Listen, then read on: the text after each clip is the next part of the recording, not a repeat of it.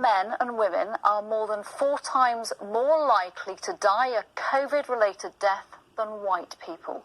The new research out today shows those of Bangladeshi, Pakistani and Indian ethnicities also had an increased risk of death. Since the crisis started, we've seen similar figures reflected in the number of NHS and care workers from ethnic minorities killed by this virus.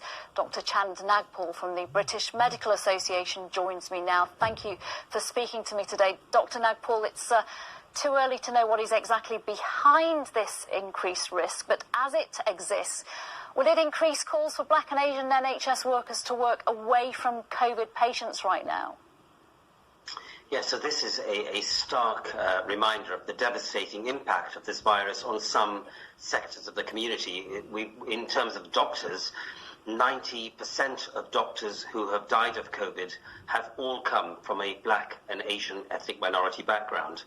So what we must be doing now, and what we are certainly implementing in some parts of the NHS, but it needs to be everywhere, is a risk profiling assessment of each worker. And if they are at high risk, they should be protected from working in highly infectious areas. Now remember, the NHS provides care to many other patients who are not COVID, and therefore there is plenty of work to go around. And it's often a case of redeploying a healthcare worker to doing work that puts them at less risk. It's not about them not working, because, as you know, we're concerned that large parts of services other than COVID are not at the moment delivering the care that patients need. In terms of today's... Yeah, sorry. Sorry, just to interrupt you there. Turning to the wider population, now we know more about the risks. Should more people potentially be put on the shielded list because of their race, especially if we look to the future when some of the restrictions are eased? Yes, if you think about it, a 4 times higher risk of dying if you are from a Black background. It's a shocking statistic. And at the moment, the vulnerable groups do not include BAME as a risk factor. And obviously, this is a risk, because that's what the statistics are showing.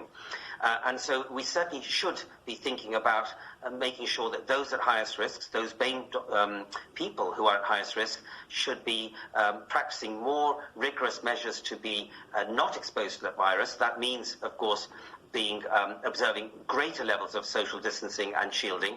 But I think this also does pose a real challenge to the whole issue of easing the lockdown, because one of the facts is that the proportion of key workers who are of a BAME background is much higher than the white population. If you think about a city like London, and you look at bus drivers, you look at independent shops that are open to really provide essentials for the public, supermarkets, those that work filling shelves and on cashiers, they comprise of a higher number of BAME people.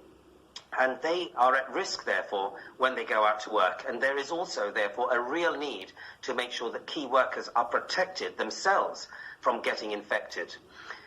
These statistics also highlight wider issues around health inequalities, because we also know, for example, that overcrowding is much more prevalent in BAME communities. The Bangladeshi community, about 30% of overcrowded households are from Bangladeshi communities, compared to about 2% of white populations in overcrowded environments.